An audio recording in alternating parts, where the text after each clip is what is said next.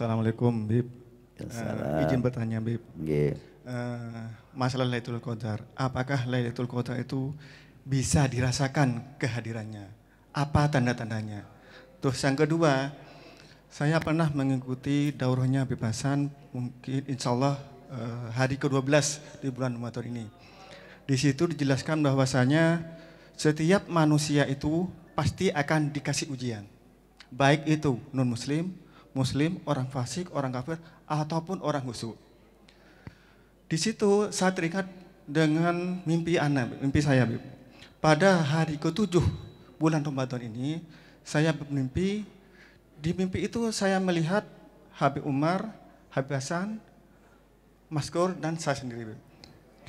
Terus setelah itu, Habib Hasan tanya kepada Pak Maskur, Kur, apa itu khusyuk? Terus Pak Maskur bilang, tidak mengumbar nafsu. Nah setelah itu saya melihat Habib Umar itu cuma tersenyum dan seolah-olah membenarkan jawabannya Pak Maskur. Dari situ mungkin Habib bisa menjelaskan isi dari makna mimpi tersebut. Sekian, terima kasih. Assalamualaikum warahmatullahi wabarakatuh. Salam. Ini amplop untuk sampean apa untuk Pak Maskur nanti? Ala kulli hal, ahlan wa sahlan. Pernah hadir ngikuti daurah, hadir apa lihat di YouTube? Hadir, insyaallah. Memang ini Allah telah menetapkan ya, sunnatullah. Sudah ditetapkan oleh Allah, siapapun yang hidup di bumi pasti akan diuji. Allah berfirman, wala nabluwannakum. Lam ini kalau dalam bahasa Arab lam taukid. Nun taukid sagila. Pasti kami akan menguji kamu. Pasti, nggak bisa lepas.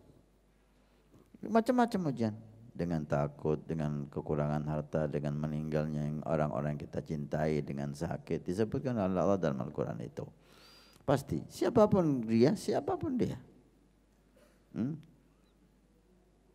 Bahkan Nabi Muhammad SAW tidak lepas dari ujian. Hidup Nabi penuh dengan ujian. Mulai dilantik menjadi Nabi, bahkan mulai lahir, Nabi lahir, ayahnya udah nggak ada. Umur 6 tahun ibunya meninggal. Diasuh oleh kakeknya yang sangat mencintai dia, Abdul Muttalib. 2 tahun meninggal kakek yang mulia itu. Diasuh oleh pamannya Abu Talib dalam keadaan miskin pamannya itu. Sampai baru senang dikit menikah dengan Khadijah. 15 tahun jadi nabi, mulai lagi musibah. Silih berganti. Putra-putrinya meninggal satu persatu dalam hidupnya Nabi SAW. Sampai tinggal satu, Qasim wa Abdullah wa Ibrahim. Lakinya 3 meninggal semua. Zainab, Ummu Kulsum, Ruqayyah. Perempuannya 3 meninggal semua. Tinggal 1, Fatimah Zahra. 7 putri Nabi, tinggal 1. Dalam hidup Nabi, Nabi mengalami 6 putra putrinya meninggal. Allahu Akbar. Belum lagi peperangan, belum lagi cemoohan, belum lagi fitnah, belum lagi ancaman, belum lagi teror dan seterusnya. Dari kaya menjadi miskin. Allah kula. Tapi apakah orang yang non muslim itu dia nggak dapat ujian? Nggak ada, sama. Mereka juga diuji oleh Allah karena semua yang hidup diuji. Anda jadi orang saleh atau orang fasik, Anda jadi mukmin atau orang yang enggak mukmin, semuanya tidak lepas dari ujian. Bedanya, kita udah paham, manusia tidak lepas dari ujian. Apa perbedaan orang mukmin yang saleh dengan orang yang tidak saleh atau tidak mukmin? Orang mukmin itu karena imannya, cintanya sama Allah dan husnudzon sama Allah, bahwa yang ditakdirkan itu pasti hal yang terbaik untuk dirinya, dan dia tahu, yakin tidak ada yang terjadi di bumi ini kecuali sesuai keinginan Allah. Maka yang terjadi pada kita yang terjadi pada negeri kita inilah yang diingini oleh Allah. Maka dia ridho. Tinggal dia lihat takdir ini ada kesalahan dari saya atau enggak. Karena takdir itu ada dua. Ada yang kita ada ikhtiar, kita sakit, kita mestinya bisa menghindar dari penyakit itu. Enggak taunya kita malam-malam keluar enggak pakai baju, sehingga paginya kita kena flu. Flu-nya takdir, tapi ada kesalahan dari Anda. Kesalahannya itu perbaiki. Ada musibah itu ada kesalahan kita, tapi tetap musibahnya itu takdir. Kesalahan kita itu perbaiki, jangan sampai kita ulangi lagi. Ada takdir yang tidak ada ikhtiar dari kita. Bayi lahir bermasalah, apa salahnya si bayi ini? Takdir cacat, lahir cacat, nggak ada ikhtiar. Atau enak-enak kita jalan udah hati-hati, ada pohon jatuh, kena kendaraan kita. Ini takdir yang kita tidak ada ikhtiar. Pasrah penuh sama Allah. Jangan lagi kalau saya nggak keluar kan nggak ada ini kejadian. Nah, ini bodoh. Anda harus keluar dan harus kena ini. Maka apa yang harus kita lakukan? Kita ridho. Ini yang terbaik. Loh, kejadiannya kan nggak enak Habib. Memang dohirnya nggak enak, tapi nggak tahu apa yang Allah siapkan setelah ini. Pasti baik. Karena Allah cinta sama kita. Dan Allah mampu memberikan yang terbaik untuk kita.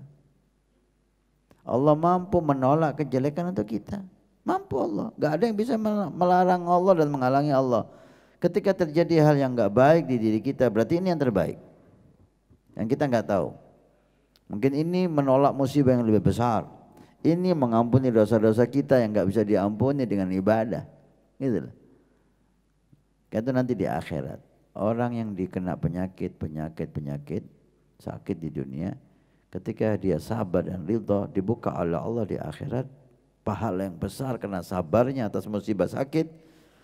Apa yang dia katakan? Ya Allah, kalau memang seperti ini balasan sabar atas sakit, kenapa saya enggak dibikin sakit mulai lahir sampai mati?